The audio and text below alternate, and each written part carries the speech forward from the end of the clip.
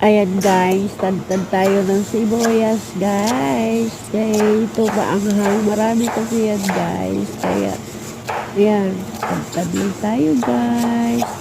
Kaya habang tatantad tayo, makaiyak pala tayo dyan guys. Akala ko hindi tayo iyak sa sibuyas.